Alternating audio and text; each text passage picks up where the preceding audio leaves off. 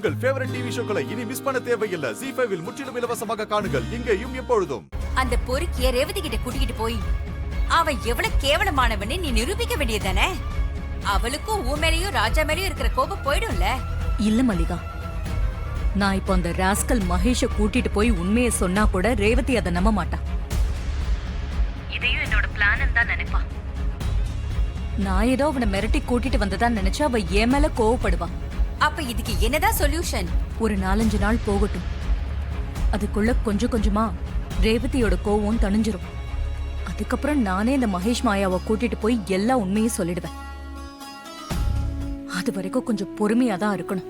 எப்படியோ ரேவதிக்கு உண்மை தெரிஞ்சு அவளும் உன் மாப்பிளையும் சந்தோஷமா இருந்தாலே போதும். அது கண்டிப்பா நடக்கும் மல்லிகா. அதுக்காக தானே இவ்ளோ ரிஸ்க் எடுத்து நான் எல்லாத்தையுமே செஞ்சுக்கிட்டு இருக்கேன். சரி, எல்லாத்தையும் பாத்துக்கோ. நான் வச்சிரட்டுமா? மகேஷ பத்தி நாம இவ்ளோ கவலைப்பட்டு இருக்கோம். ஆனா இங்க வீட்ல என்ன நடக்குது தெரியுமா? என்ன நடக்குது? ரேவதிக்கும் அந்த டிரைவர் பயலுக்கும் என் அக்கா சாந்தி முகூர்த்தத்துக்கு ஏற்பாடு பண்ணிட்டு இருக்கா. சாந்தி முகூர்த்தத்துக்கு ஏற்பாடு நடக்குதா? இதுக்கு ரேவதி எப்படி ஒத்துக்கிட்டா? அதுக்கு வாய்ப்பே இல்லையே. அவளுக்கு விருப்பம் இல்லாம தான் இந்த ஏற்பாடு எல்லாமே நடக்குது. அக்கா பிடிவாதத்துல தான் அவளும் பேசாம இருக்கா. சாந்தி முகூர்த்தத்தை சீக்கிரம் நடத்திட்டா ரேவதி மனசு மாறிடுவான்னு நினைக்கிறாங்களா? சாந்தி முகூர்த்தம் நடக்காம நாம தான் பாத்துக்கணும். அதுக்கு என்ன பண்றது? நீ ரேவதிக்கு போன் பண்ணி மகேஷ் கிடைக்காத விஷயத்த அனுதாபத்தோட சொல்லு. அவ டிஸ்டர்ப் ஆகணும். அப்பதான் அவ சாந்தி முகூர்த்தத்துக்கு ஒத்துக்க மாட்டா. சரி, நான் இப்பவே போன் பண்றேன். டேய் டிரைவர், உன்னை அவ்வளவு சீக்கிரம் ரேவதியோட வாழ விட்டுருவேனா? உனக்கு தினம் இப்படி ஏதாவது டார்ச்சர் கொடுப்பேன்டா.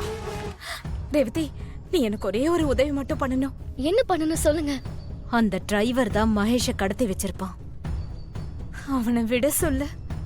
நாங்க உங்க குடும்பத்தோட எந்த ஒட்டு உறவும் இல்லாம எங்கேயாவது கண்காணாத இடத்துக்கு போய் நாங்க பொழைச்சுக்கிறோம்.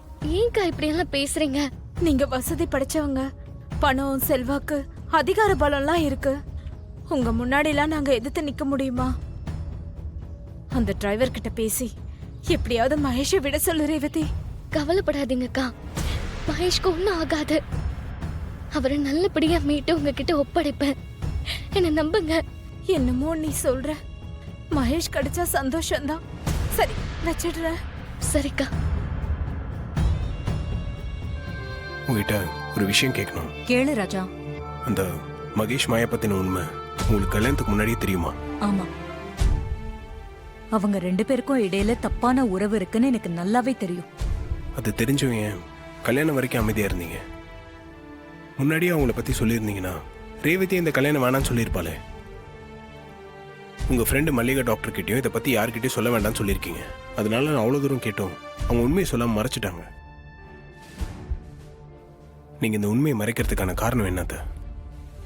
ராஜா, நான் உண்மையை சொல்லிருந்தா என்ன பண்ணிருப்பா தெரியுமா ரேவதி? என்ன பண்ணிருப்பா?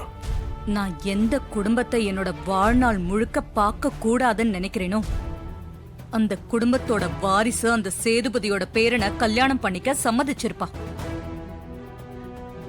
மகேஷ் தப்பானவன்னு தெரிஞ்சதும் இந்த கல்யாணம் நடக்காம போயிருந்தா மண்டபத்துல ஒரு கிழவி சுத்திக்கிட்டு இருந்தால பரமேஸ்வரின்னு, அவ பேரனை கல்யாணம் பண்ணிக்க ஓகே சொல்லிருப்பா.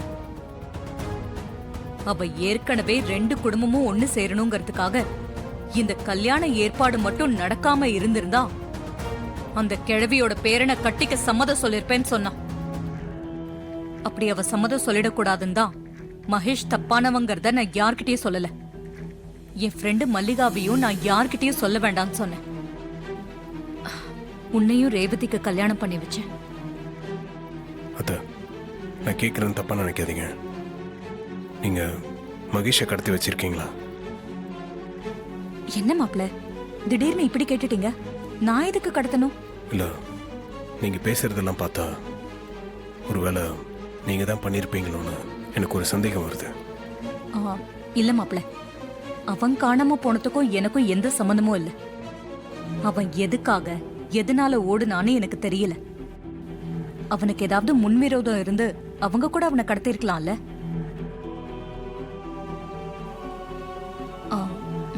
ராஜா, நடந்த எல்லா விஷயத்தையும் நீ மறந்துரு. இப்போ நீ இந்த வீட்டோட மாப்பிள, ரேவதியோட புருஷன். அத மட்டும் மனசுல வச்சுக்கிட்டு சந்தோஷமா இரு. இந்த மகேஷ் மாயாவை பத்தின விஷயங்களை தூக்கி குப்பையில போடு. எல்லாத்தையும் நான் பாத்துக்கிறேன். மாப்பிள, நீ மனசை போட்டு குழப்பிக்காதீங்க. எதுவா இருந்தாலும் நல்லதாவே நடக்கும். கடவுள் தான் உங்க 2 பேரையும் வாழ்க்கையில ஒன்னா சேர்த்து வச்சிருக்காரு. நீங்க எந்த குற்ற உணர்ச்சியும் இல்லாம நிம்மதியா இருங்க. இல்ல மாமா, அந்த மகேஷ் எப்படியாவது கண்டுபிடிச்சு ரேவதி முன்னாடி நிக்க வச்சு எல்லா உண்மையும் அவன் வாயில சொல்ல வைக்கணும். அப்பதான் நான் நிம்மதியா இருக்க முடியும். சீக்கிரமே அவனை எப்படியாவது கண்டுபிடிக்கணும். மாப்பிள, மாப்பிள உங்களதான். அத்தை. நீங்க ராஜாவை சாந்தி முகூர்த்தத்துக்கு ரெடி பண்ணுங்க. சரிங்க அத்தை. அத்தை, என்ன மாப்பிள? நான் தான் ஏற்கனவே சொன்னேனே, இதெல்லாம் வேண்டாம் அத்தை. ரேவதிக்கு இன்னும் இது கோவத்தை தான் உண்டுபடுத்தும். தயவு செஞ்சு இது வேண்டாம் அத்தை. அவ கோவத்தை பத்தி எனக்கும் தெரியும். நான் அவகிட்ட பேசி சரி பண்ணிடுறேன். நீங்க ரெடி ஆகுங்க. மாமா, நீங்களாவது இதை அவங்ககிட்ட வேண்டாம் சொல்லக்கூடாதா? மாப்பிள, ஈஸ்வரி சொன்னா அதுல ஒரு அர்த்தம் இருக்கும். நீங்க எதையும் மனசுல போட்டு குழப்பிக்காதீங்க.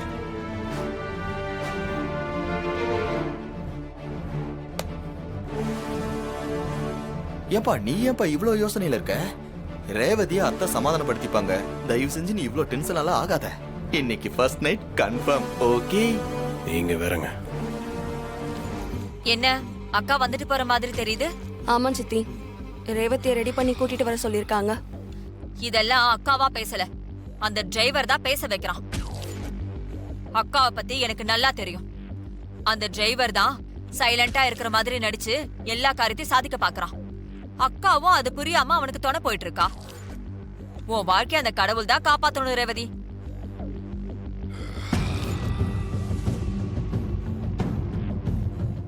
பேராண்டி, இந்த பாதம் பிஸ்தாவோட சேர்க்க வேண்டியதெல்லாம் கொஞ்சம் தூக்கலா சேர்த்து நல்லா சுண்டா காய்ச்சிருக்கேன்.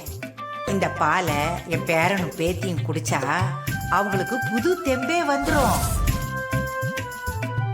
இந்த பாலோட தயவுல தான் இன்னைக்கு நமக்கு ஃபர்ஸ்ட் நைட் நடக்க போகுது.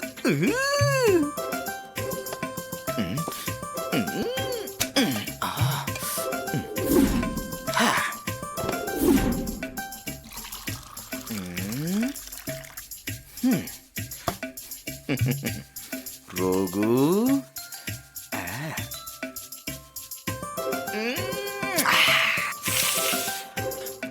பால் சும்மா ஜிவ்வுன்னு இருக்கே. பாட்டி, எல்லா விஷயத்திலயுமே எக்ஸ்பர்ட்டா இருக்கீங்க பாட்டி. எப்படி பாட்டி, எப்படி? ஏதோ உங்க புண்ணியத்தால இன்னைக்கு நானும் ஃபர்ஸ்ட் நைட் கொண்டாட போறேன். நீங்க எனக்கு பாட்டி இல்ல, எனக்கு தெய்வம், தெய்வம்.